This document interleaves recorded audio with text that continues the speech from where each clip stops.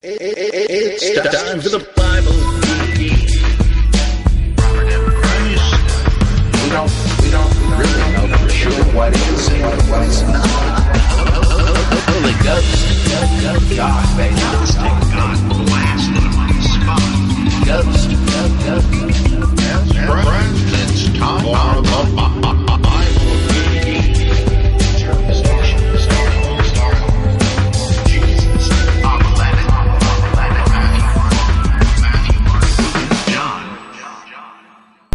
What, another Bible Geek already? Yes, and I am Robert M. Price, the Bible Geek, eager to answer some of your questions, or at least bluff my way through them.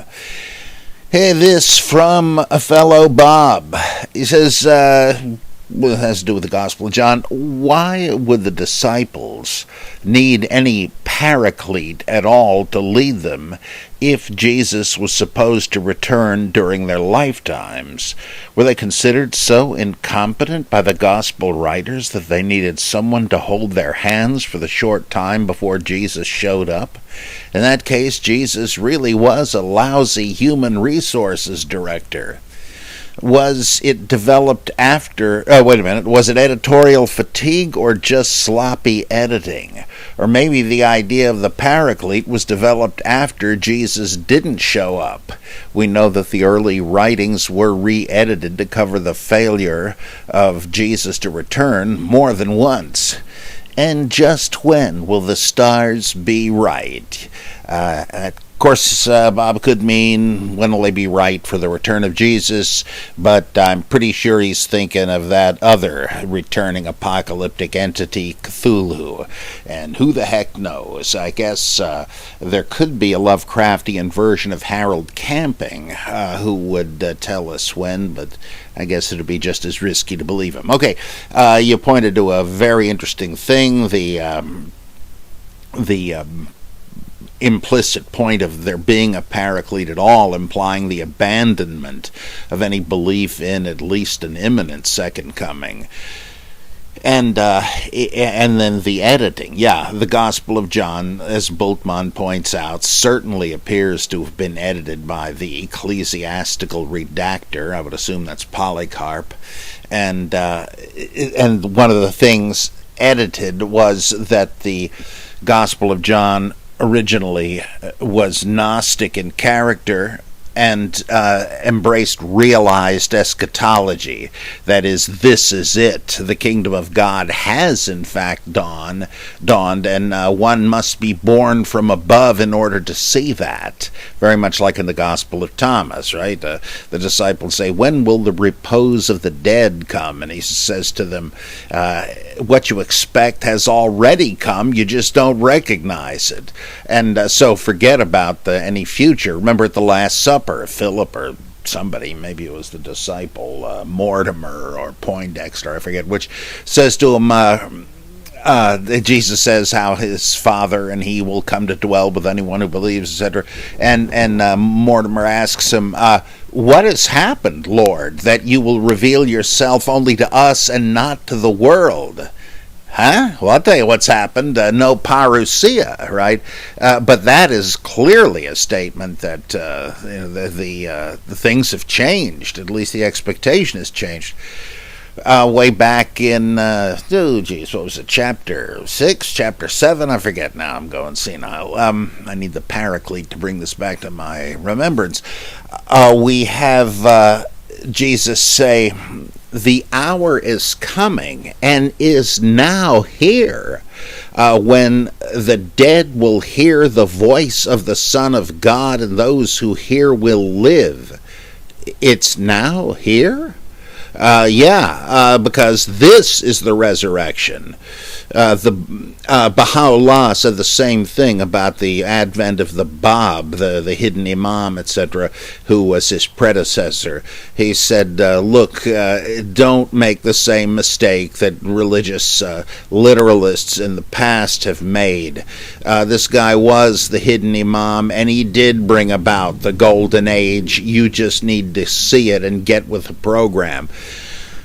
But, people did become literalistic, and so the ecclesiastical redactor is added to the same chapter. Don't be surprised at this, because the hour is coming when the dead in their graves will hear the voice of the Son of God and come forth to answer for what they did. In other words, it's simply a restoration of the failed, disappointed hope for the second coming. Notice the way it's put. There's no statement that it is now come. The hour is coming. It does this in this version. It doesn't say it's arrived, and it specifies not spiritually dead, but the dead in their graves. Yeah, the rotting corpses. Let's make that clear, right? So there is this bowdlerizing, this is that how you say that word? That they're trying to erase the original realized eschatology. Why didn't they just erase it?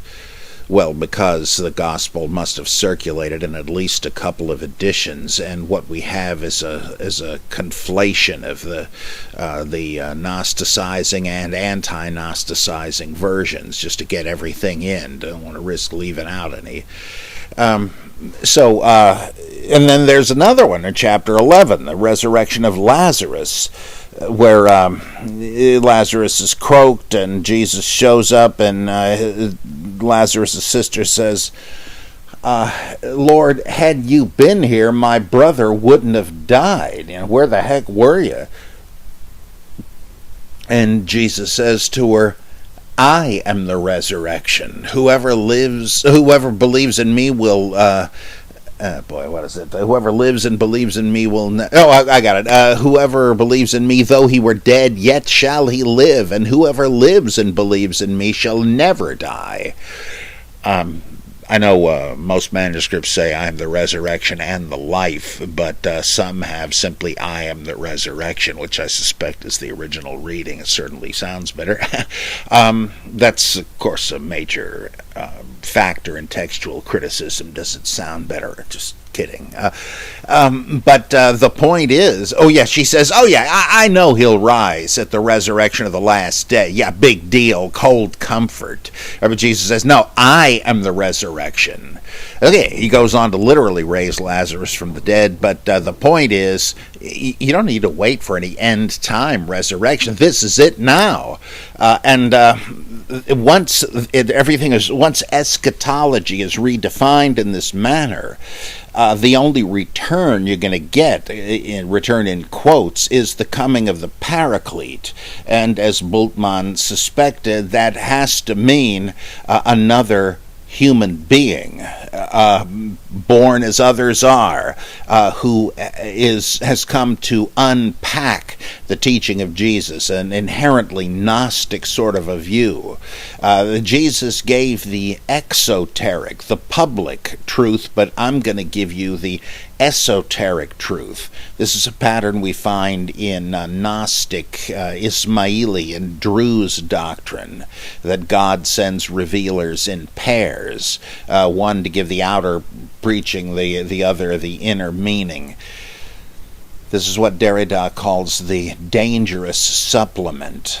When someone professes to simply be adding on clarification or whatever to an already existing idea or institution or whatever, but in fact winds up subverting and replacing it, because what is ostensibly added to it transforms it or negates it.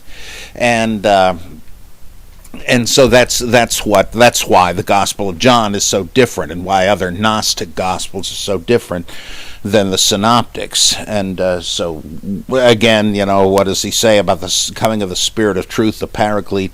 He says there's a lot of stuff I wish you thick heads could understand now, but that's hopeless. Don't worry, I'll send the Paraclete, and he will convey my truth to you, and so forth.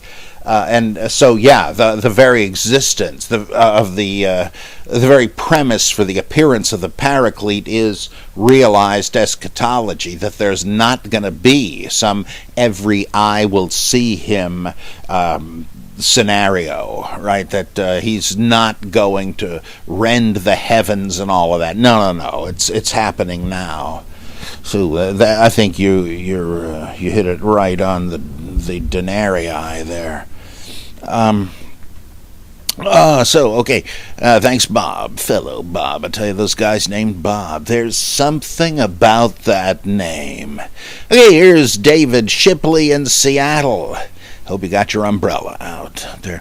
What a beautiful city. It's got to be beautiful because the rain must keep it clean all the time. Anyway, he says, I've heard you often express the view that it is necessary to read a variety of scholars with differing opinions to truly have well-formed ideas about biblical criticism, a sentiment I heartily agree with.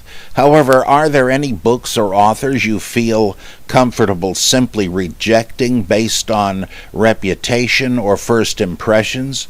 I recently had Evidence That Demands a Verdict and The Case for Christ foisted upon me by relatives, and although I'm trying to be an open-minded Bible geek, 2 chapters into Evidence, and I'm feeling a bit nauseous and doubting if I'd really miss out on anything by dropping this tome into a bin. Do you have any thoughts on skipping certain well-known books, and do you think I should feel any guilt at telling my relatives the authors they gave me simply weren't worth the time of day? No, I don't think you should, and it all depends, I suppose, on what you mean by first impressions. You do have to give an author a decent hearing to see what they're saying, but it kind of sounds like you've done that when you say that you're cringing at what's being said already. That certainly implies you can see something wrong there, and that it's so wrong-headed that you figure, look, if it's more of this, I'm out of here. I don't think that is biased or anything, and if you've really gotten a feel for what they're doing and you have real objections to what they're saying, I wouldn't waste any more time with them, because there's just way too much other good stuff to read. Like, I feel, having read N.T. Wright's book, The Resurrection of the Son of God, I know the game this guy's playing. What's the point? And that's the case with virtually all apologists, in my opinion. Not only are they ritually chanting the same bad arguments, but even if they are bringing up some new stuff, it tends to be axe grinding. What they're doing is just coming up with whatever they can to defend a preconceived notion. If there's anything new being said, as in the Jesus Legend by Greg Boyd and Paul Eddy, I do feel obliged to read that. But you can see what I make of that in my review essay about that, which I think is in one of John Loftus's books. And after a while, like, you've got only so much time. You might as well check out other authors with different perspectives. And then when that happens, like with John Dominic Crossan, I've read a good bit of his stuff, and I love The Cross That Spoke, a brilliant book. I once had the chance to tell him how much that book meant to me. It's just extremely interesting. However, I also read his book, Jesus, the Life of a Mediterranean Jewish Peasant, or some such thing, and I found that wholly implausible and furthermore, just reiterating stuff that Burton Mack had said in much shorter compass. And I think by now I know his approach to Jesus and early Christianity, and I just don't buy it. Same with Richard Horsley. Both these guys are incredibly learned. There's no question about that, but they seem to be kind of grinding their own axe, and though much better than the apologists do. But I just find, I think I get it. Or I've read enough of Bruce Molina and Jerome Nere and others that I feel like this anthropology and social science reading of the Gospels, that there is some interesting material there, and I'm glad I've read what I've read by them, but they seem to just be pumping out more of the same. When they take that approach, though both of these guys, also brilliant, are doing new stuff as well, and that I really appreciate. Now, I love Molina's The New Testament World. That's just really terrific about anthropology and sociology and early Christianity. Terrific. I love that book. He did a sequel to it. What was it? Cultural Anthropology in the New Testament, which I found impenetrably turgid, but the earlier, simpler book I learned a lot from. But he did this book I often praise, the genre and message of the book of Revelation. That is absolutely fascinating, about the total permeation of the book of Revelation by ancient astrology. Whole different direction, just chock full of great stuff. Similarly, Nere, I hope I'm saying that right. It's Neyrey. It might be Neary for all I know, like the hero of Close Encounters of the Third Kind. I don't know. But not trying to make a joke out of that, merely confessing my insulting ignorance. He wrote a book called An Ideology of Revolt, a really bad title for a fascinating book.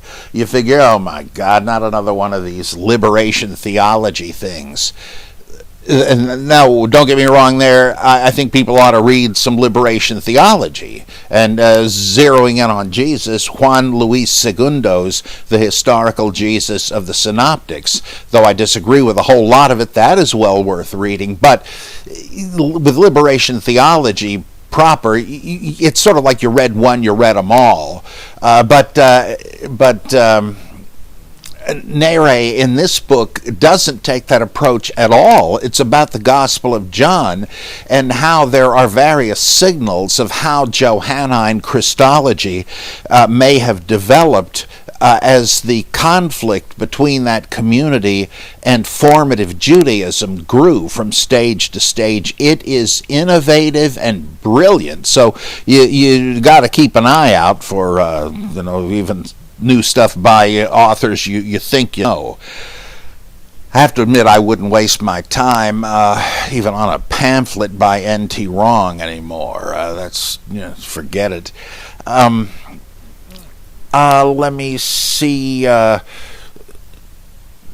I do think, like, you've got only so much time. It's sort of a Heideggerian realization. I would start looking into other things. I do not feel compelled to read every new apologetic, since the new ones are old anyway.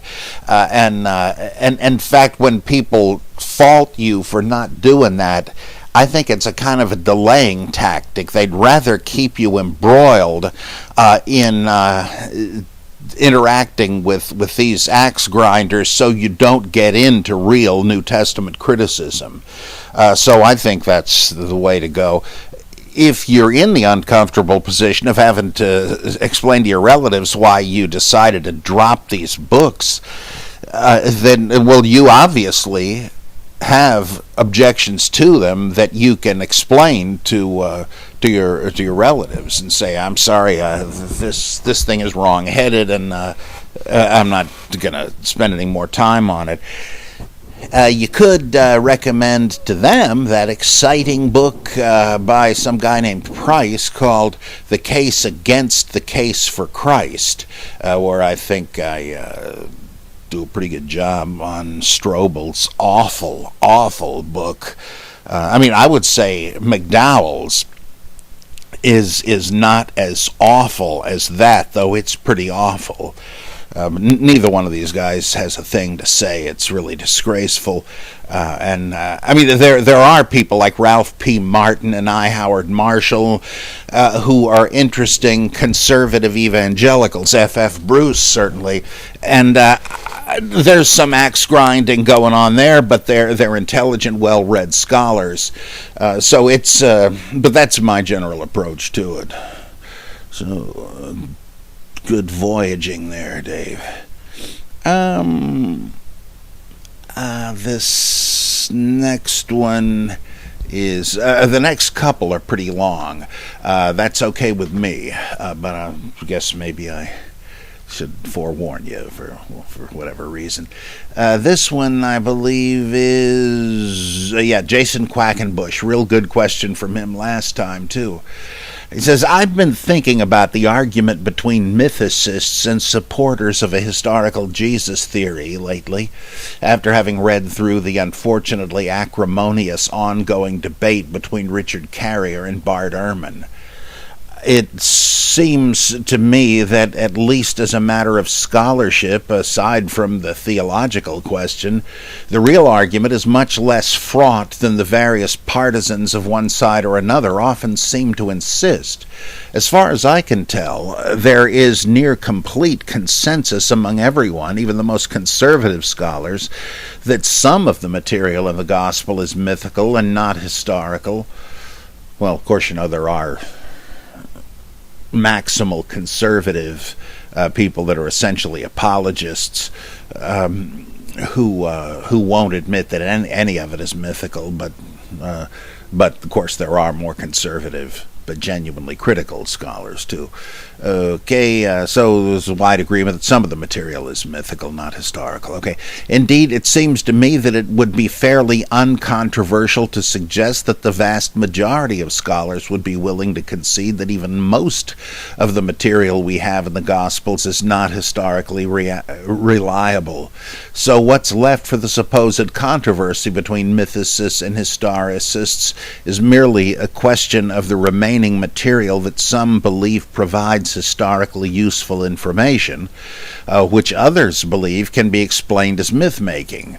I know that part of the goal of the Jesus Seminar was to seek to identify this material from the sayings and acts ascribed to the Jesus character in the Gospels, so at least among seminar members, this basic idea must have been taken for a sound approach. So given all that, it strikes me that the real work left to be done on the history versus myth question is not to try to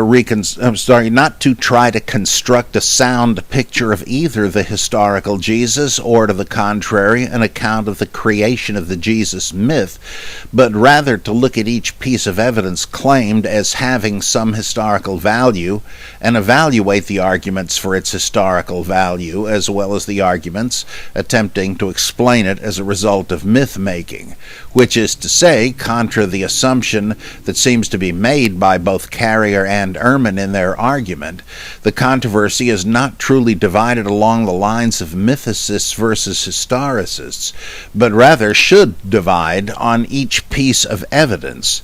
Granted, if one is ultimately persuaded that for some piece of evidence that the arguments in favor of myth-making are not strong enough, that commits one to a belief in the historical Jesus, and by the same token, if one finds that each piece of evidence is suitably explained as myth-making, one will be a mythicist.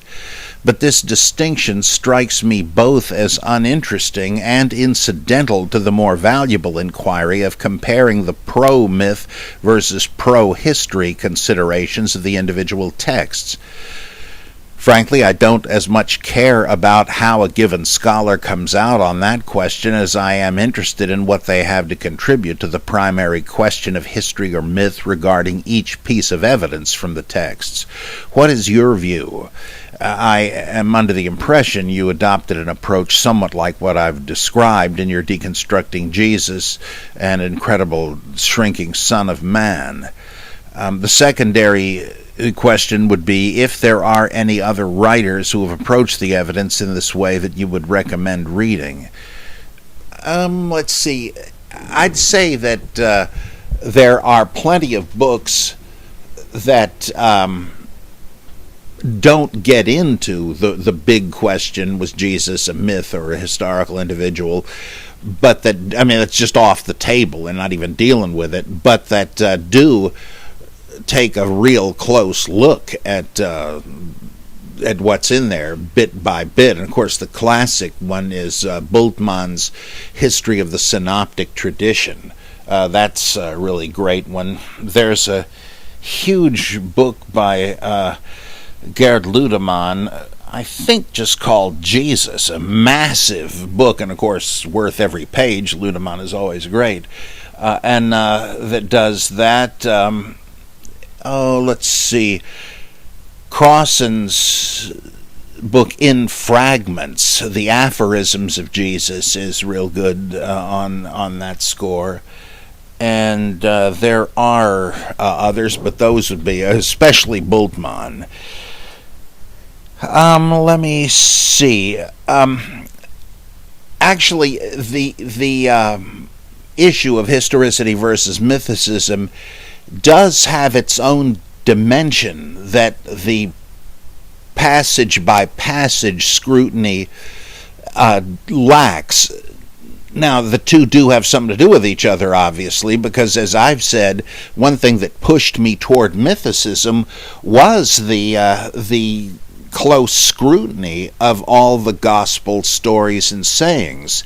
That it seemed to me that there were virtually none of them that passed the various tests, that there were so many anachronisms, so many signs of borrowing, and so forth, that while some of it might go back to Jesus, and you couldn't prove that it didn't, that wasn't much to build on. I mean, often particular sayings are multiply attested among the rabbis. The same saying will be credited to this one and that one and the other one, and you get the impression it's because it just goes around. I was reading a manuscript of a friend, and he said that he credited to, I can't think of the name now, somebody, the saying, Christianity has not so much been tried and found wanting as it has been found difficult and not tried.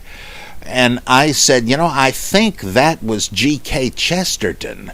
And he wrote back and said, sure was. I got it from this other author quoting Chesterton, and I missed the original attribution the first time through.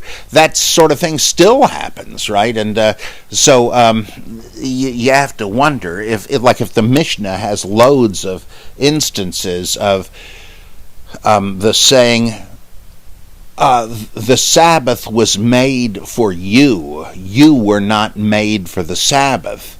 Well, you wonder which of the several rabbis to whom it is attributed may have originated it. And then you got to ask, well, wait a minute, were early Christians aware of this saying and decided, well, I don't know who said it, I guess it must have been Jesus, and so the Son of Man is Lord even of the Sabbath was made for man, not man for the Sabbath. There's just no way to tell. Well, he might have said it, but who the heck knows? So there's the stories that seem to me to be very likely, virtually all of them, to be rewrites of Old Testament stories. What have you got left? And then you begin to say, how come there was this flood of fictive material? Was there a real Jesus that everybody forgot about or whatever? So yeah, there is a relation to starting out saying, now I'm going to separate the authentic seeming stuff from the dubious stuff, and then finding out, geez, it's also dubious. Was there even a Jesus? Yeah, there is a kind of a question there, and I reject the deductive approach of saying, well, since I know there was no historical Jesus, I can write off all of this stuff. Now, that'd be ridiculous. You can't do that convincingly, I don't think. But the thing that is a bit different is, like Bultmann, for instance, deals with the resurrection stories, and he says that yeah, it's true, the History of Religion school made a pretty good case. A lot of this stuff does sound like Gnosticism and mystery cult legends and so forth. But to Bultmann, that didn't mean that there was no historical Jesus. He simply said, well, Jesus made such a big impact on people that they interpreted him in the categories that the religions of their day provided. He didn't think that meant it was all a myth. And I realize the analogy between this and what I just said. You see enough of the life of Jesus conforming to the mythic hero archetype that you begin to wonder what is left. If there was a Jesus, he's lost now. But then, if the whole thing seems to fit the mythic archetype, you do have to ask, well, in this case, is not positing a historical Jesus at the root of it and irrecoverable a superfluous hypothesis? Isn't it a fifth wheel on the car? Using Occam's razor, you have to say, well, since the whole darn thing seems to fit myth and borrowing and fictive rewriting of the Old Testament, it seems adequate to say, yeah, this was a myth like these others. Nobody thinks there was a real Attis or a real Krishna or a real Mithras. Why isn't it more like that? And so this big picture issue is at issue between Richard and Bart. And it is unfortunate that it's acrimonious, but still there's a real debate there, as you're admitting, of course. So I think that it's not an either-or thing. The two approaches do dovetail. The big picture, does it look like we're dealing with a myth here, or a mythologized historical individual like Caesar Augustus? That's important, and then so is the Jesus Seminar type scrutiny, which is on the assumption that there was an itinerant teacher and prophet in the time of Pontius Pilate. Are there things that seem anachronistic? Like, could such a figure be telling you that since you know Jesus carried his cross to Golgotha, you'd better do the same in your daily life? Wait a minute. How could anybody in the scene have understood what he was talking about? Well, it's obviously aimed at the reader by a Christian writer who's simply putting this into the mouth of Jesus. And there are various things like that. Wait a minute. Assuming there was a Jesus in Galilee in this time period, is it really feasible to suggest he would have been debating with the scribes over the text of the Greek Septuagint? Come on. Somebody just didn't realize what they were doing and left this clue to the fictitious character of it. So I think I certainly beat you in length with that one. So that's the way I look at it, if that's even coherent. So I think there still is a debate to be held at that level. Okay, it's time for another mini Reuven Geek. He says, my question concerns Doeg, the Edomite, chief herdsman, or should that be chief headsman to King Saul? Due to the lack of historical evidence for Saul and Saul's court, I was wondering what you thought of Doeg the Edomite being a reference to or allegory of the Edomites sacking the temple and killing the priests during the Babylonian conquest of Jerusalem.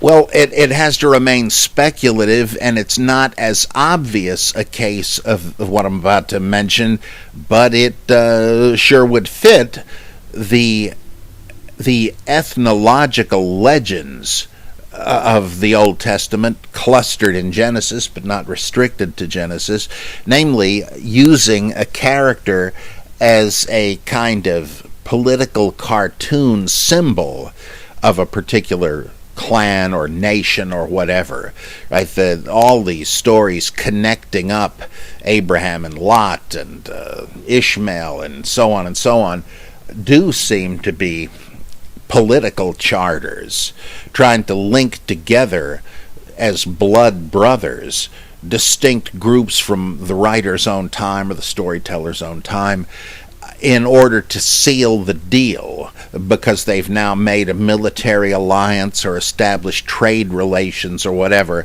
So to seal that, they would say, well, we really have an ancestor in common here. Exactly the same thing you find in, I think, First Maccabees, where when the Hasmoneans call on Sparta to help them out against the Seleucids, they suddenly discover that the Spartans and the Jews have common ancestors.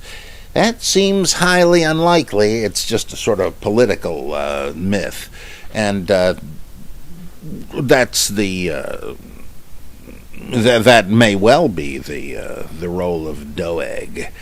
Could be, but again, hard to say. Let's see, another question from Reuven concerning the Muratorian fragment, a Roman canon list from either the 2nd century or the 4th. There's a debate about that. In the fragment, textual fragment, the author refers to the Apocalypse of John being the predecessor of Paul. Traditionally, this is thought to mean that the author believed the Apocalypse was written by the Apostle John, who himself was the predecessor of Paul, being one of the 12. However, is it possible that the author believes that the work of the Apocalypse predates Paul? Again, there's no way to know, but it's an interesting speculation, and I like interesting speculations. Because there is a theory that the Revelation of John is the earliest of the New Testament books, and that you can tell this because the usual trappings of New Testament Christology, etc., are absent. Instead of you have the Spirit, but you've also got the 7 spirits of God, the 7 archangels that we meet in the Book of Enoch and various others. You do have the crucifixion of Jesus in a brief statement, right? The city where their Lord was crucified, but that may be in an interpolated section, chapter 11. But you have a weird nativity of Jesus based on the birth of Zeus, very clearly. Where the dragon is trying to devour him, but they spirit him away. They give wings to the virgin who has borne him, and she's carried into the wilderness. This is right out of the myth of Zeus and his mother fleeing from Kronos and all of that. And the reference to Hades as an individual and all this, the syncretistic mythology of it, and the fact that Jesus is a kind of he's wielding the scepter of God. He's this divine child and so on. It really does make you wonder if this comes from the very early days before we had a historical Jesus. Gordon Rylance and others have argued this, that Revelation is early and hardly Christian at all, a kind of pre-Christian, precursor to Christianity. And it's, if that's the case, it might well have been remembered for a while, and so, it could be that the Muratorian canon preserves that. Third question from Reuven, concerning the Apocalypse of Abraham. Here's a quote about it that Reuven supplies. I think this is Wikipedia, but he doesn't exactly say. It doesn't matter, though. The Apocalypse of Abraham is concerned with the future of the Jewish nation Israel. In chapter 29, an ambiguous character known simply as a man appears. The text tells us that some worship this man while others revile him. He is worshipped even by Azazel, who's obviously supposed to be Satan in this book. Apparently, the man has the task of offering some kind of remission for the heathens in the end of days. According to Jacob Licht, professor of biblical studies, Tel Aviv University. This work is a Jewish text, although not one that represents mainstream rabbinic Jewish thought. Licht writes, so there's a quote within a quote, "The most obvious and perhaps the correct explanation of this passage is to declare it a late Christian interpolation. Yet the man does not fit the medieval Christian concept of Jesus. His function is not clearly messianic. The problematic passage therefore may have originated in some Judeo-Christian sect which saw Jesus as a precursor of the Messiah, or it may be Jewish, badly rewritten by an early Christian editor. Perhaps it reflects a Jewish view of Jesus as an apostle to the heathen, an explanation which would make it unique and indeed startling." End of quote. Back to Reuven. "My question concerns the apocalypse of Abraham. Again, is it possible that it is written in reaction to the fall of Jerusalem and the loss of the temple? If so, could it be Ebionite in origin?" Well, it does seem to be a reaction to the fall of the temple, which is, quote, predicted, unquote, in it. And most scholars date it between 70 and about 135, I think, CE. Let's see, Licht is obviously thinking this hypothetical interpolation is much later, since he describes it as medieval. But we don't have textual evidence for that, though, as I'm always pointing out with the New Testament itself, there's a good reason we might not, even if there was funny business, because there's no way we have anything approaching an original manuscript. We have like 6 copies in Slavonic, whereas the thing was originally probably written in Hebrew. The fact that it's Slavonic in Old Russian implies it was copied or translated from the kindred Greek language. And well, we don't have any Hebrew or any Greek. We've only got the Slavonic, so it's hopeless to speculate. It's hopeless to think we can do anything but speculate on interpolations. And that doesn't really even help, because you can't, to suggest an interpolation of this kind, you really would have to say to yourself, like as Licht does and as you're doing, who would have written this and interpolated it in? Who would have such a view of this shepherd to bring the Gentiles on board with the God of Israel, and that this person was a Gentile, and that he was opposed by some and worshipped by others? Well, I kind of think that, and your Ebionite suggestion is not off the track, because this implies a kind of double covenant, very popular in ecumenical theology today. I like it.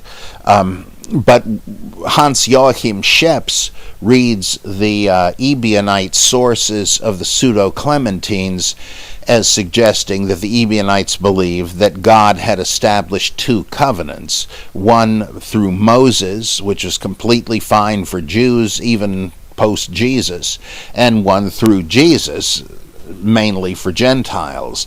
That would kind of sound like this, but of course the Ebionites would never have countenanced the notion that Jesus was a Gentile. They thought Paul was a Gentile, and therefore you might wonder if this is an Ebionite reference to Paul. But then again, they wouldn't have given him a role in the history of salvation, right? He was a false apostle to them. This sounds very, very much like the problem posed by the medieval Gospel of Barnabas, where Jesus is mainly a harmony of the 4 Gospels with a whole bunch of other stuff thrown in. And in that additional new material, Jesus several times speaks of the future coming of the Messiah, Muhammad. Huh? So Jesus is the Messiah. He's predicting the Messiah, Muhammad. Who would have written this? The Muslims didn't believe and don't believe that Muhammad is the Messiah. Right? Jesus is the Messiah for Muslims as for Christians. So what the? I mean, somebody who wrote this understood that Muslims, and even in the Quran, it says that Jesus predicts the coming of Muhammad, but not as the Messiah. Who would have written this?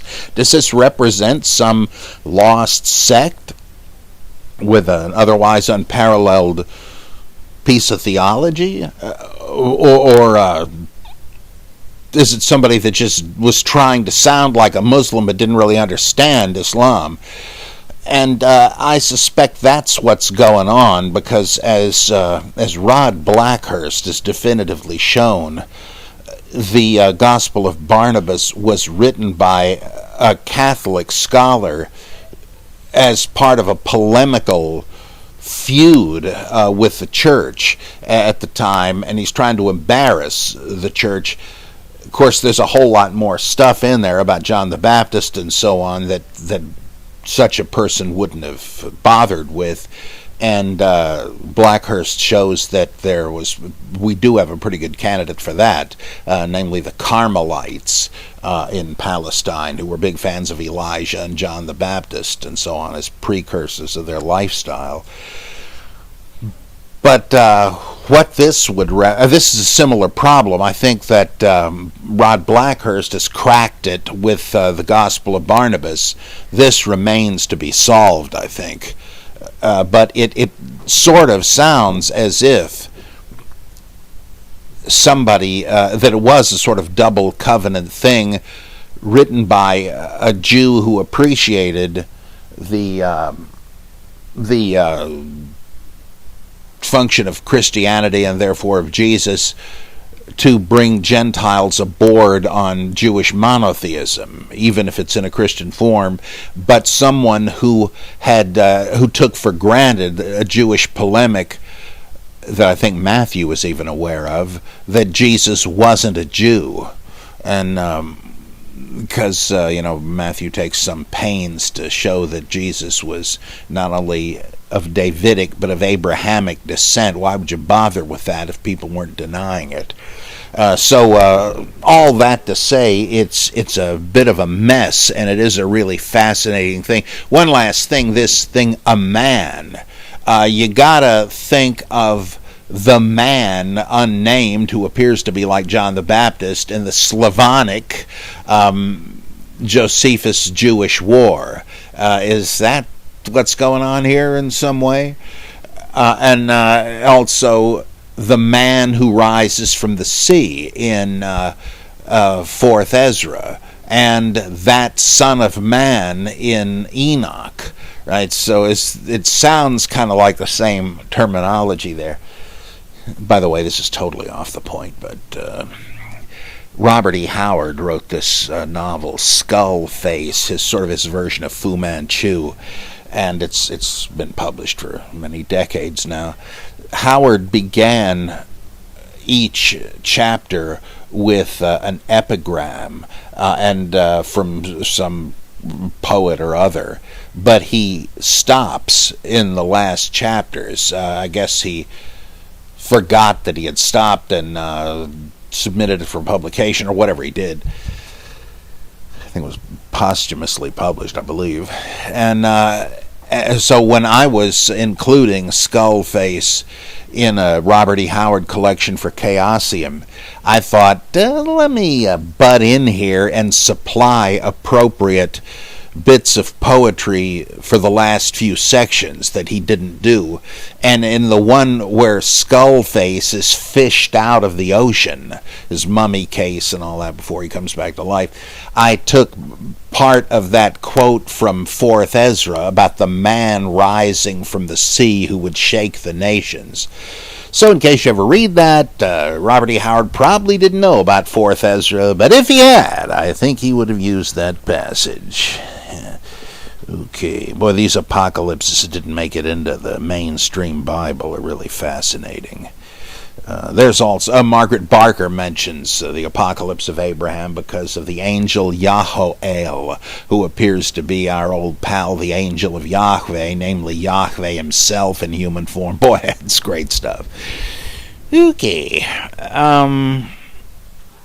This is a longie, and a lot of it's autobiographical, but I know many of you enjoy hearing these as I do, so let me take some time for this one. So interesting. We all can compare notes here. This is F.J. Taylor, who shares his tale with us. I recently encountered your work and have ordered a couple of your books in Kindle format from Amazon, The Case Against the Case for Christ and Killing History. I was interested by your biography and, quote, evolution, unquote, and wondered what you consider yourself to be at this juncture. I'll get to that. My own religious background consists of fairly strong fundamentalist Protestant Christians on my paternal side. I nearly read parental side. What else, right? Sorry, my paternal side, although my father became a non-theist probably early in his teens, but certainly following his World War II experience as a Marine in the Pacific Island campaigns. By the way, it reminds me of a great skit from Saturday Night Live. They had this fake game show called Who's More Grizzled? And the two contestants, both of them bearded and wearing flannel shirts and so on. One was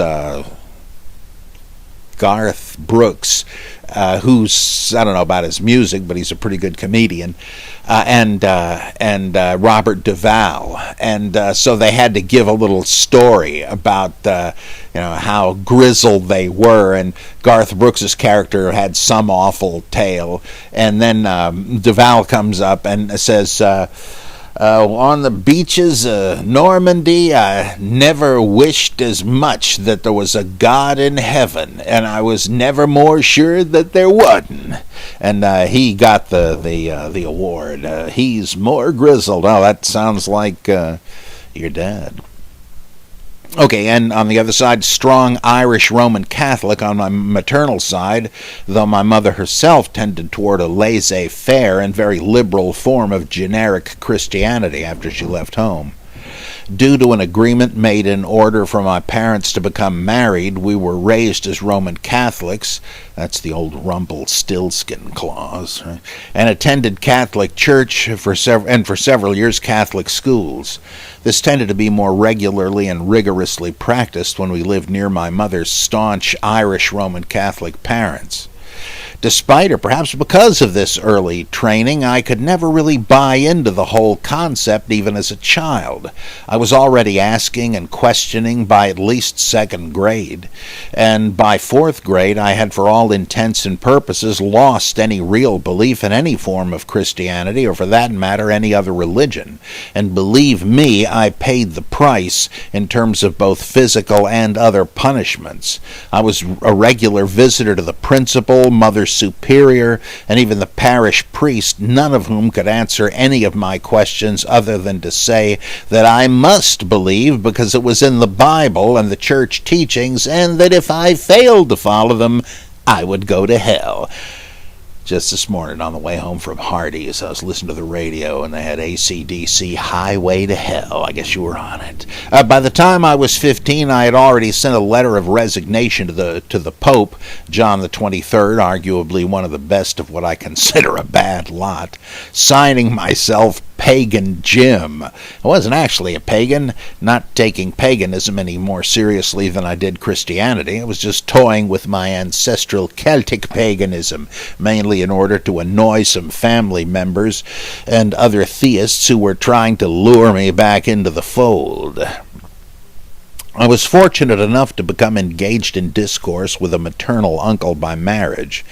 Bill is a highly intelligent and otherwise very shrewd man who was Jesuit trained with a degree in civil engineering. I later carried on the debate with one of his believer daughters, an honors graduate with a PhD in engineering, sadly taken from us far too early by an aggressive cancer. Debating with Bill required me to think and research my opinions more deeply, enabling me to hold my own in a discussion. Later, taking some undergraduate courses in logic in college, I expanded my capabilities further. Over the years since, I honed my techniques in debates with believers, both laymen and clerics of all persuasions, up to and including prelates. My broad range of life experiences, both civilian and military, which included close personal ground combat before, during, and after the siege of Khe Sanh in 1968 in Vietnam, served to both broaden and reinforce my views. And for the record, there are atheists in foxholes, a fact which is well known to anyone, including chaplains who served in close personal ground combat and who is honest about the experience, such as our chaplain at Khe Sanh.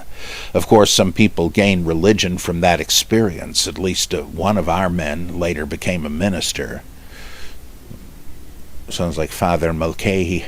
Despite being a non-theist, I've always tried to keep an open mind and to be tolerant of other people's views, no matter what I personally may think of them.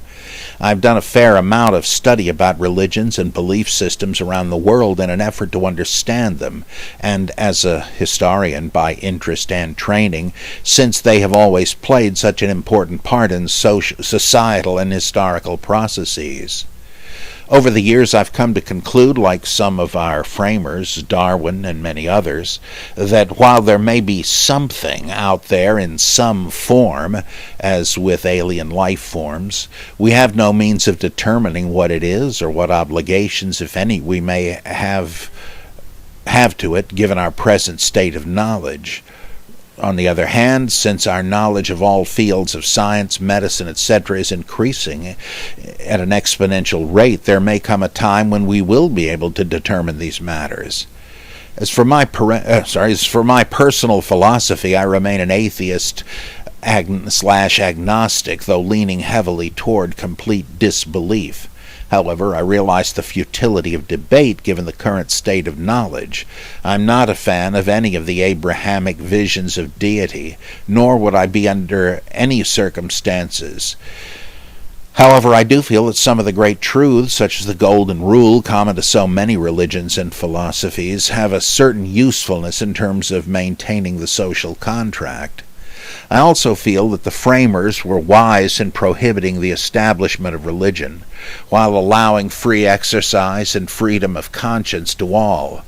However, I feel that they could have gone a few steps further down that road and ensured that religions and indeed all charitable, quote-unquote, enterprises would not have any tax loopholes and would be strictly forbidden from interfering in government in any capacity whatsoever, clearly stating and completing the separation of church and state. However, I suppose they were lucky to be able to slip through the enactments that they did. In any case, I would be interested to hear what your present state of belief and philosophy is. I look forward to reading your books, and I've already mentioned them to a number of like-minded friends. Okay, Pagan Jim, I'm with you on that. I find religions, to use my favorite cliche, endlessly fascinating. And I love them, but I don't believe in them. Just like I love Greek and Norse, etc. mythology. I don't believe in them, but they're all great monuments of human culture and imagination. They're all terrific in many ways, though human beings being what we are, we can use them for awful purposes. Islamofascism comes to mind, Ku Klux Klan comes to mind, etc., right? But I don't believe them. I used to go to church. I think I would still enjoy most of it, but haven't been in some years now. I do miss singing those hymns, though. Boy, that's great stuff. I am an atheist in that I guess I'm like you. I'm an agnostic / atheist. And for very much the same reasons, I do not have enough arrogance to think I know what's going on in the big bad universe. How the heck could I know? And I mean, Protagoras was right. Man is the measure of all things, of the things that are, that they are, of the things that are not, that they are not. But that the whole point of that is we're limited to our senses and reason. That's not to say that, and so we got to call them as we see them. Who knows what else is out there, right? So I agree with you. I don't have a metaphysical presupposition for naturalism, though that does seem to me to be the proper guide to everyday life. I guess my view is like Pyrrho and the Cynics, that you can't really answer all of these ultimate and invisible questions, but that you don't really need to. Probability is all we've got, and it's usually pretty adequate for the decisions we have to make in this life. But I'm not an agnostic in the sense that I'm really on the fence about this. Classically, as I understand it, an agnostic is supposed to be one who thinks that belief in God really is a live option. It's just impossible to be sure.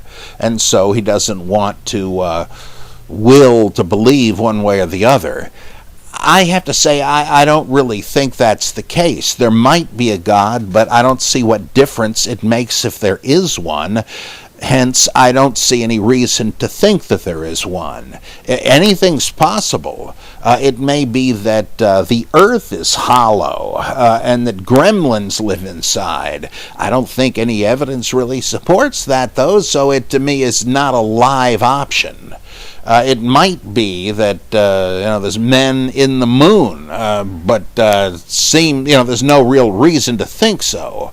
So I mean, the Jehovah's Witnesses might be right, but why should we think so? And I feel that way. So technically agnostic, but in practice an atheist. I don't believe there's no God. Hallelujah.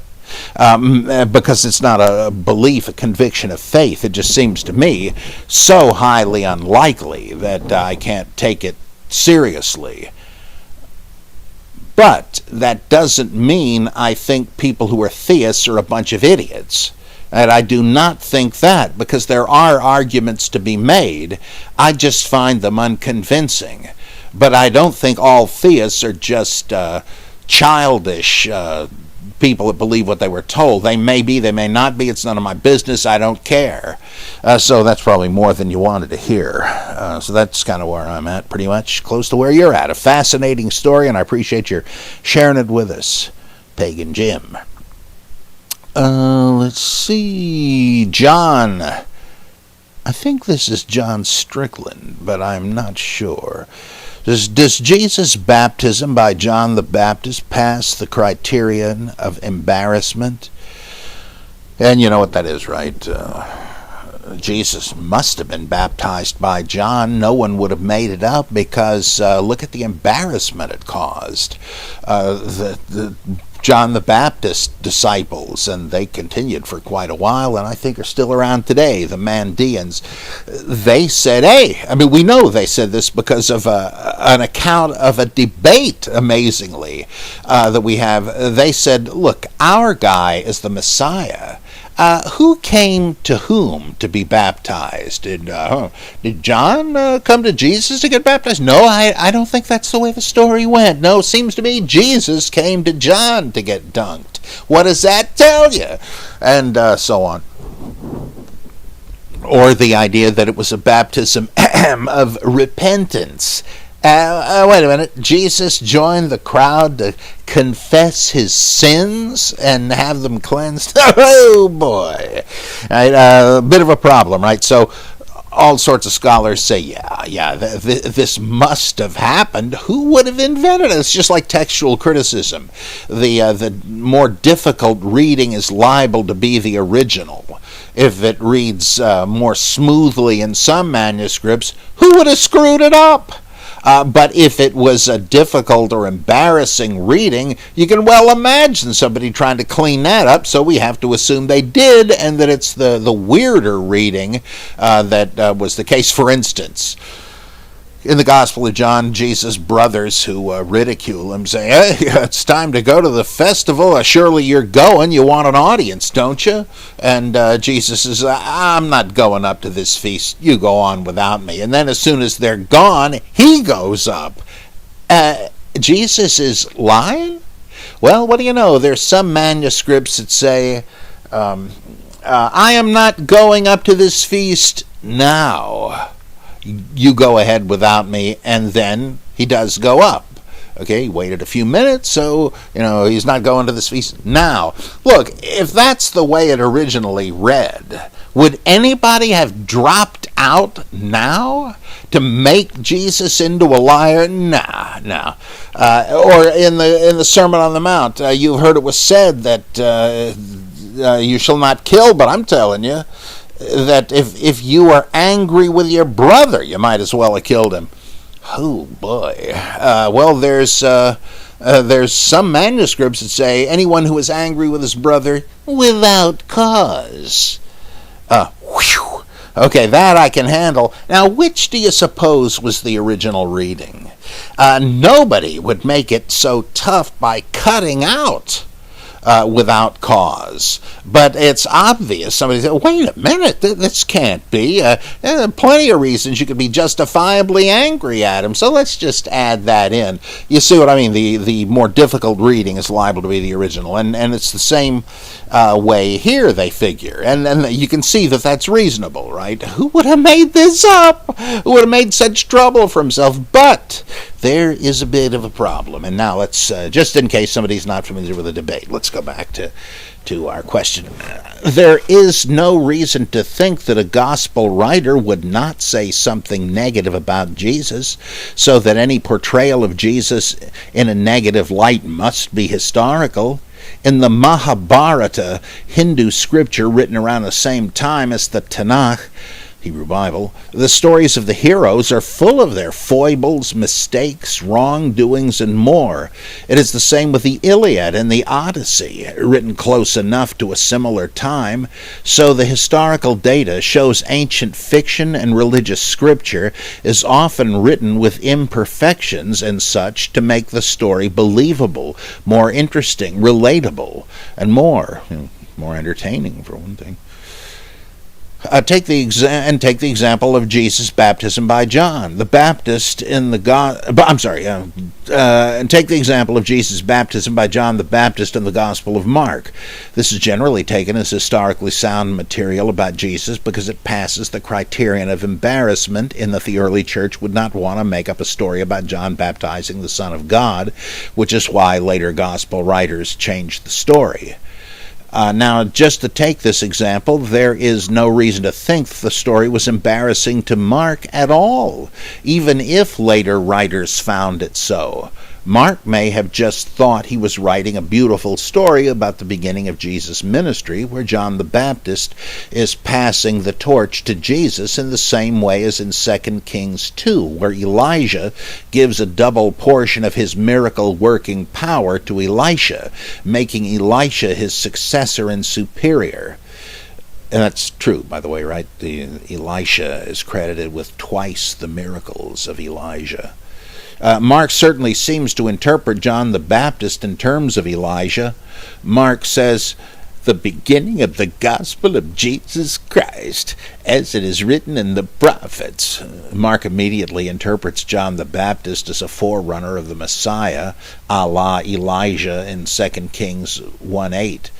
Mark then clothes John similar to Elijah, Mark 1:6, 2 Kings 1:8, the hair shirt and the leather belt. He then says John ate locusts and wild honey, the food of the wilderness in which Elijah lived, and so on and so on. Also, Mark probably didn't have the high Christology of later writers, so there would be nothing embarrassing for Mark in John baptizing Jesus. For this example, then, there's no reason to think that the criterion of embarrassment does anything to contribute to the historicity of John the Baptist's baptizing Jesus in Mark. There's therefore no reason to think John the Baptist ever baptized Jesus. What are your thoughts? Well, I can see how somebody might still think that it happened. And they'd say, well, why not? It's not that hard to believe. And I'd grant that.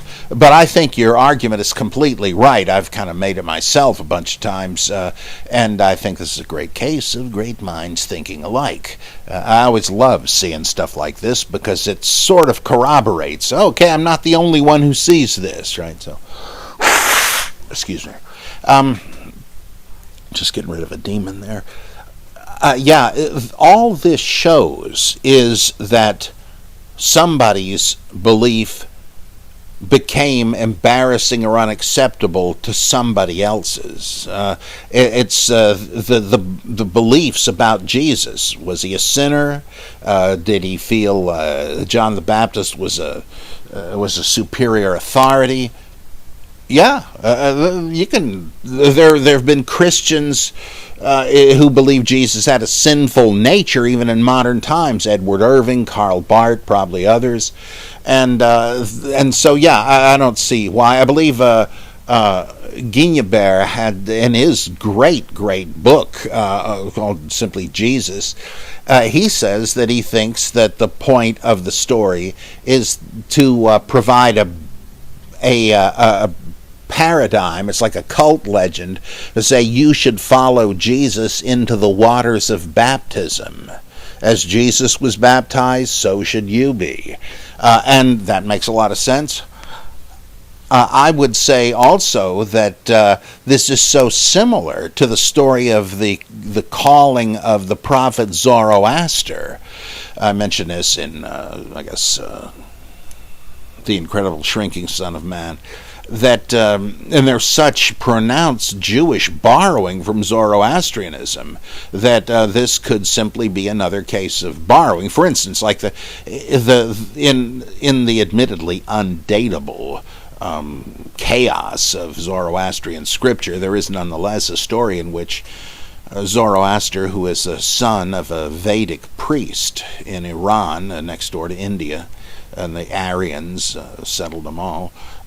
He wades into a river to perform a purification rite, and as he's coming out of the water, he sees the archangel Vohumana descending from heaven with a cup, and he bids Zoroaster to drink from it, and he does, and is filled with the prophetic fire. And Vohumana tells him, it's your job to go out and preach the oneness of Ahura Mazda. And so he does. And no sooner does he agree and go on his way than Ahriman, the evil anti-god, appears to him and tries to tempt him to swerve off course. And Zoroaster basically says, nothing doing. You could kill me and I wouldn't abandon the path marked out for me. Does that ring a bell? Does that ring a familiar note? Jesus goes into the river for a purifying ritual. He comes up out of the river. God, the Spirit, whatever, the Father, speaks to him and says, you are my son, which presumably Jesus did not yet know, according to Mark. And so he's got his mission ahead of him and goes into the desert where he is tempted by the devil, but he will not give up. I don't know about you, but it seems to me not at all unlikely that this came from Zoroastrianism. But suppose it didn't. That really doesn't matter. It just shows you that you could have the broad outlines of such a story in the case of a savior or a prophet, and that the sinfulness element is, and even the presence of John the Baptist, are simply window dressing for the point that he's undergoing a purifying ritual to befit him to be God's messenger, much as in Isaiah 6, right? Isaiah is called, whom shall I send, and who will go for us? And Isaiah says, here am I, send me. And he says, okay, and he said, you're going to give my word to the people. And Isaiah says, but I'm a man of unclean lips, and I dwell in the midst of a people of unclean lips. What the heck does that mean? He used to curse a blue streak? No, it just means that he's not pure enough to speak the divine word. It's just like, the priestly, clean and unclean. And so in his vision, one of the seraphim grabs a burning coal from the altar fire with tongs and brings it over and touches it to Isaiah's lips.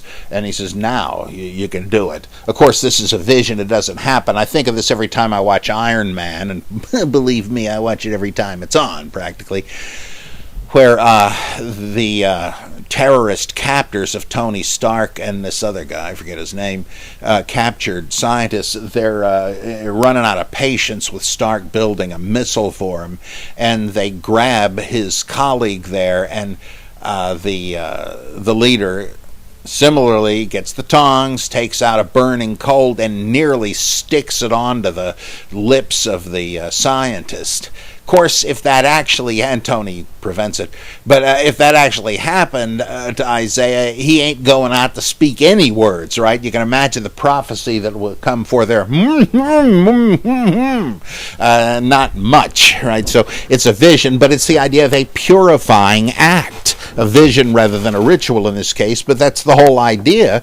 And it seems to me that once you realize that would make perfect sense, forget the criterion of embarrassment. Rather, what we have here is something like Paul versus James. James, whoever this was that wrote this, understood, or I should say misunderstood, Pauline doctrine of justification by faith apart from works of the law as meaning moral libertinism. As my friend Mike DeGregorio at Gordon Conwell once summed this up, saved by grace, oh blessed thought, sin as I will and never get caught. So he says, that's absurd. Listen, stupid. Don't you see our father Abraham was justified by works, not by faith, etc., etc. That makes sense, but he doesn't understand Paul. He's actually quoting Romans to show you how late this is. But if you look at Romans and Galatians, that's not the point. The point is that you don't have to keep all the ceremonial observances of the Torah in order to be a Christian, something relevant to Gentiles. The issue is, do you have to convert to Judaism and get circumcised and swear off ham sandwiches to become a baptized Christian? And Romans and Galatians say, no, you don't. If you're a Jew and a Christian, you want to keep obeying the Torah, you go right ahead, because that's your cultural tradition. But it's not for these guys, these ex-pagans. Why force them to adopt alien cultural mores? It's irrelevant. I mean, it's no big deal for Jews to follow this. It's like a fish in water. They were raised following this. But you can ask some poor ex-Apollo worshiper to take this on. Forget it. You're just alienating people from the gospel for no good reason. That's the issue, but the writer of the Epistle of James doesn't understand it anymore. He sees something offensive that wasn't there.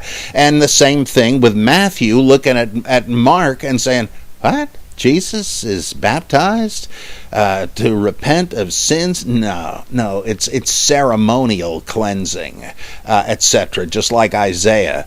So anyway, sorry for all that, but these good questions start sparking ideas in the old geek, so I hope you'll bear with me. Evan short for evangel, I'm sure, says, I have a question about a possible reading of the meaning of Jesus' death and resurrection.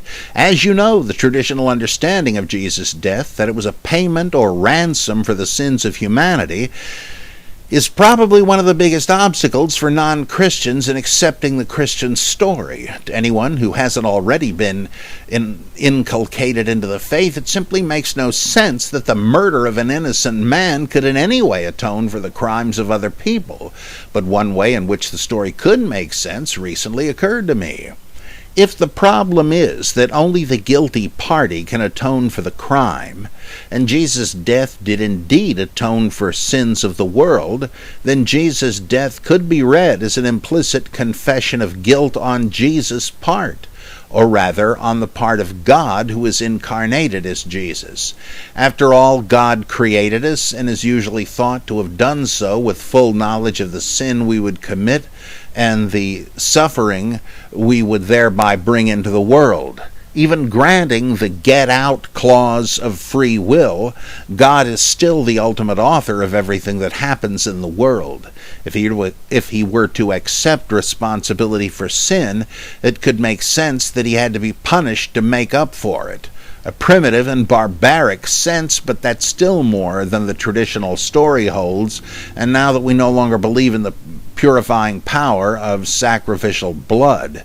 As far as I know, this interpretation is not held by the New Testament writers, but are you aware of any Christian thinkers who have considered this as an option? What do you make of it? Well, it's fascinating. It almost reminds me, it does remind me, or I wouldn't be saying this, of Thomas Altizer, that the transcendent God is kaput as of the crucifixion. The God who was alienated from us becoming transcendent instead of immanent when the human race became alienated from him in the myth of Eden. So it's kind of like that, but yours is a little closer to the traditional view, though turning it on its head. I don't think anybody has proposed this. You got a new one there. This reminds me also of one of my favorite movies, which is exceedingly hard to watch. It is so powerful, The Rapture.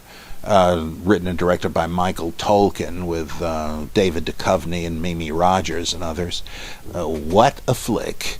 In it, the end of the world has come, and Mimi Rogers' character is there on the near side of a great crevice, and hell lies beyond, and her daughter, whom she had sacrificed a la Abraham and Isaac because she thought God wanted her to, her daughter, or her shade or ghost or whatever, appears to her and says, Mommy, God is willing to forgive you. You just have to say you believe in him. And Mimi Rogers says, yeah, who's going to forgive God?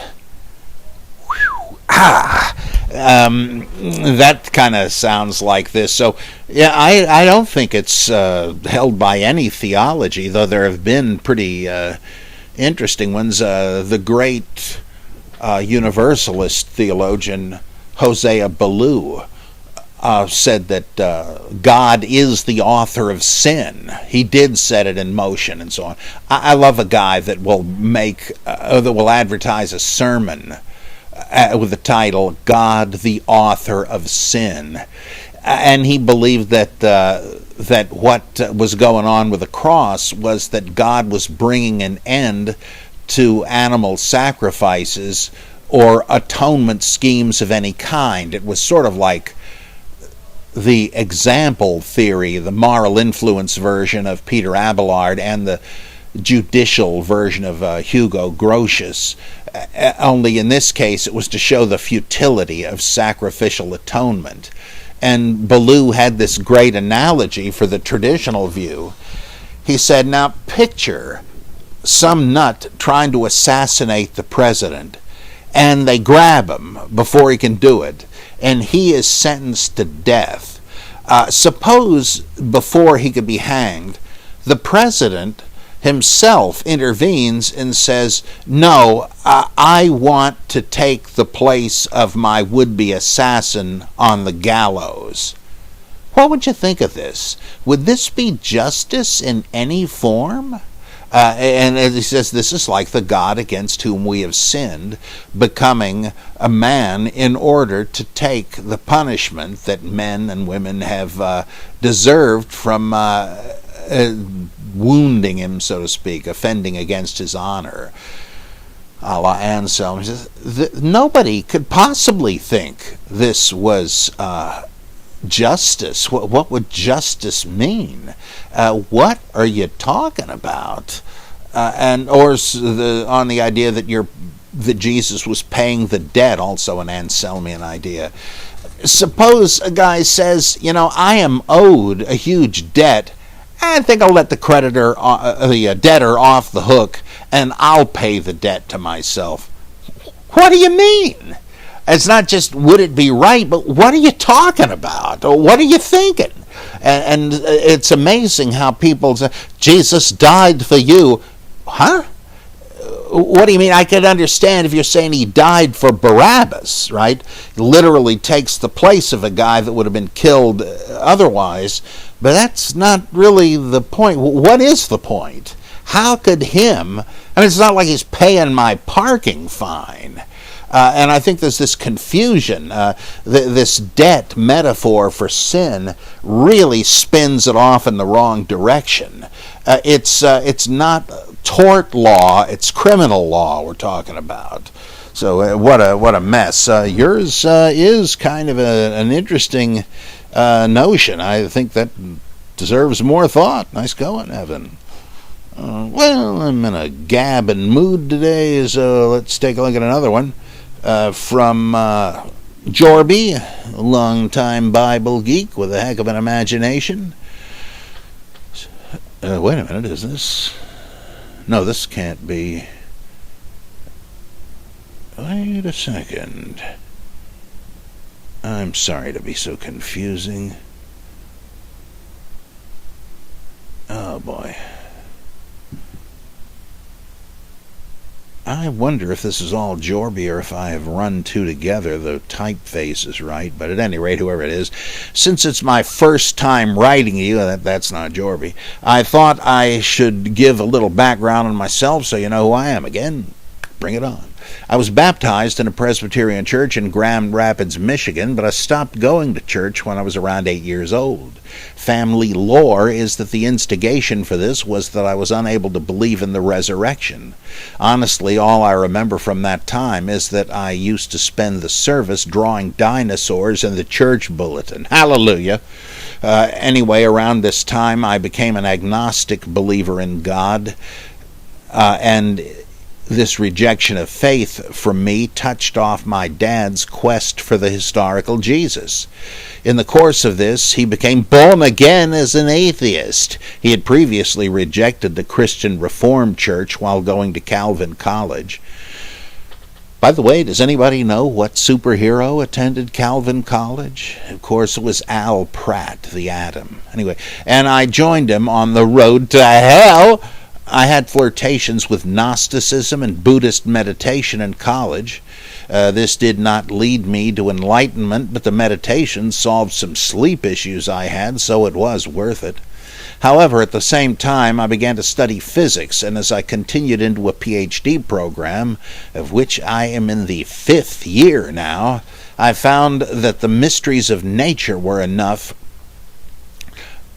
for my puny ape brain, and I had no need for anything mystical outside of the material world. Yeah, I know what you mean. Sorry to interrupt. When I was taking an astronomy course at Montclair State way back when, I remember thinking of this incredible scale of the universe. It's like, forget philosophy. Of course, I wouldn't go that far, but this is already, like you say, enough to boggle the mind. Of course, what I really was saying was, this by itself raises huge philosophical issues. Anyway, sorry. The first book I read of yours was The Incredible Shrinking Son of Man, which I plucked off my dad's bookshelf a few years ago and devoured in a matter of days. It's best with salt, by the way. But my most recent interest in early Christianity was touched off when a Richard Carrier video was suggested to me by YouTube after I'd watched umpteen Christopher Hitchens videos. I read Carrier's books Proving History and On the Historicity of Jesus, and my own quest for the history of the Bible was ignited. Somehow I found your Bible Geek podcast, which leads me finally to my questions. I'm interested in how the Ishtar Tammuz and Isis Osiris myths factor into the development of proto-Christianity. Am I correct in viewing these as basically the same myth?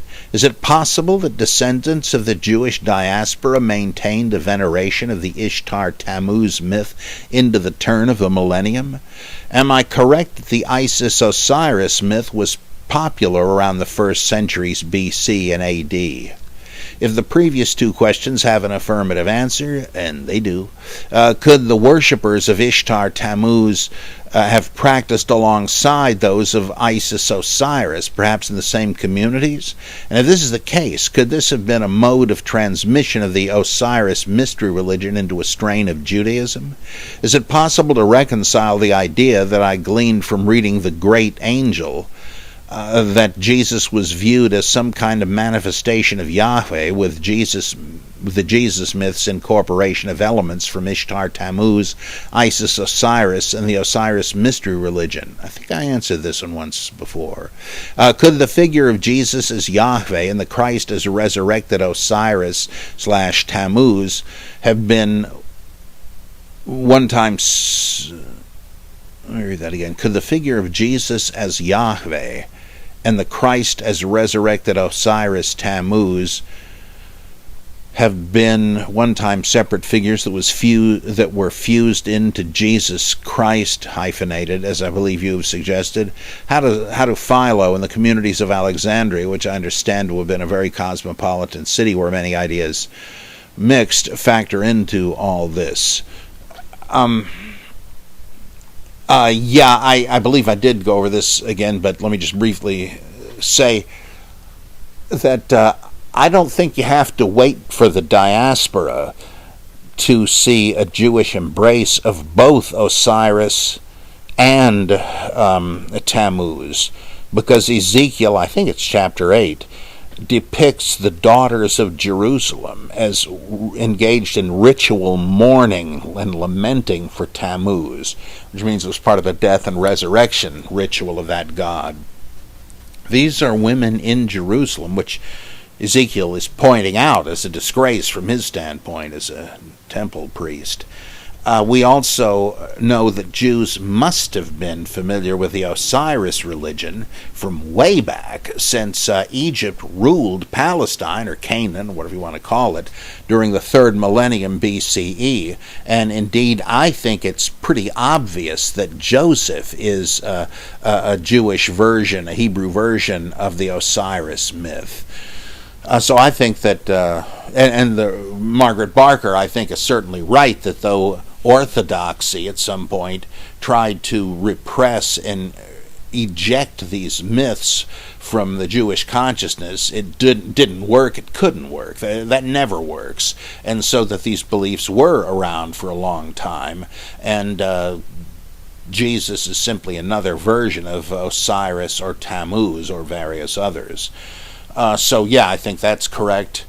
And you can tie this in even with Yahweh, who I think, a la Geo Wiedengren, must have been a dying and rising god himself, like Marduk, who he resembles in so many ways, who in his battle against Tiamat and Apsu, the chaos dragons, was devoured, but then came back, and then he killed the dragons, made the world from their carcasses, and became the new king of gods. That was the Baal myth, and that was the Jesus myth, or the Jehovah myth. So this was an ancient inheritance that never died out. So this would fit Christ mythicism real well, though of course you could go Bultmann's route and say these were simply the categories in which Jesus was interpreted, which is a way of saying he was made into a myth. It's as if you said he was Superman today. It really doesn't tell you anything about the historical Jesus. Let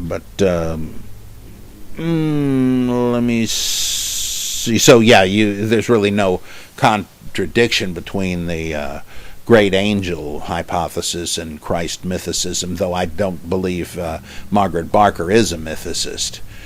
Let's see, Philo supplies the essentials of New Testament Christology when he talks about the Logos, also called the heavenly Adam, the heavenly high priest, the Son of God, etc. And the Logos appeared in history in the form of the various patriarchs.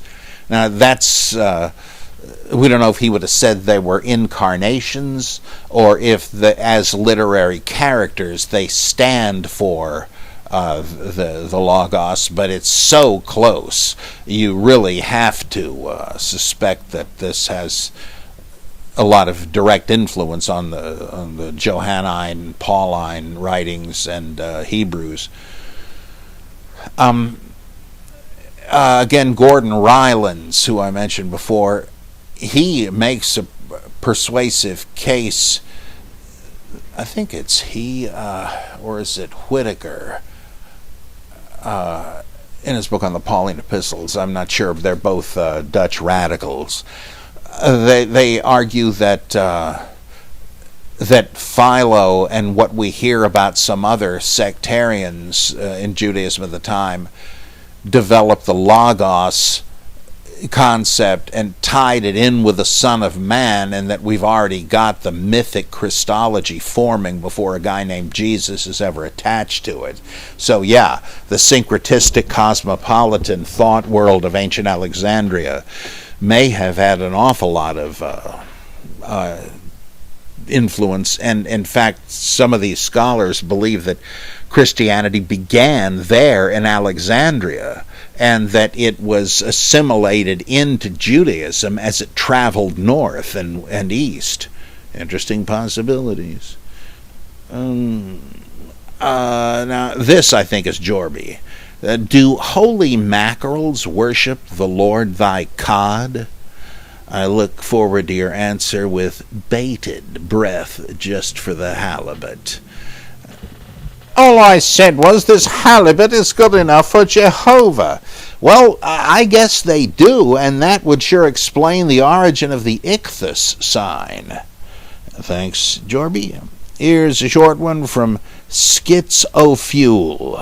I'm not sure I got the pun there, but the Gospels allude to the wise men who visit Jesus and his family at the time of his birth and says they're knowledgeable of astronomy. Could this be Christianity's first attempt to make Jesus acceptable to science?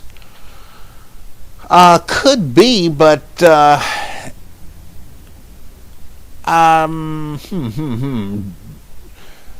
seems to be little concern with that. We do have a reading of this story in the Arabic Gospel of the Infancy.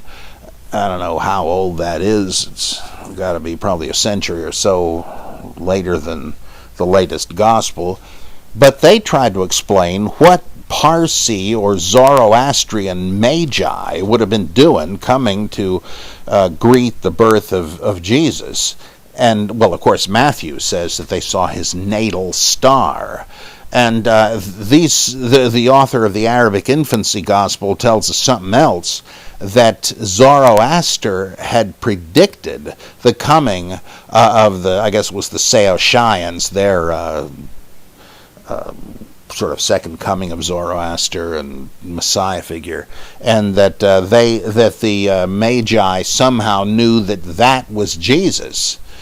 So interesting, but this suggests to me that on the one hand, it was simply an attempt to say, like in Titus, I think, even one of their own poets has said, saying that, or the Sibylline oracles written by Jews and Christians trying to make it look like the pagans predicted biblical events.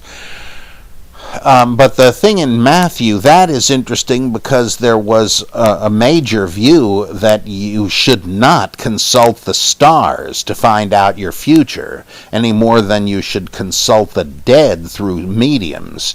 Well, Matthew certainly seems open to the idea of astrology, and I think there was Jewish astrology. I know there was in medieval times, but I'm pretty sure there must have been because of the role of the stars in books like Enoch, which try to set forth in these apocalyptic terms, as if they were revealed by God, the cosmology of the ancient rabbis, who were natural philosophers, as we call them, pre-technological scientists, like Thales and Anaximander.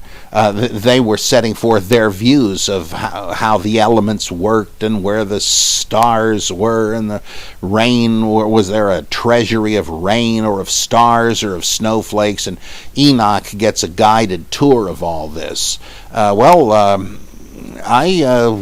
When these stars were connected with angels, and every country had a patron angel, and you're mighty close to astrology there. So I would think that it's not necessarily an attempt to harmonize Christianity with the science of the day, but it just reflects that as astrology as part of the cognitive furniture of the ancient world that Matthew knew about, and other Jews did too. Again, take a look at Molina's excellent book, The Genre and Message of the Book of Revelation, for Astrology Gone Wild.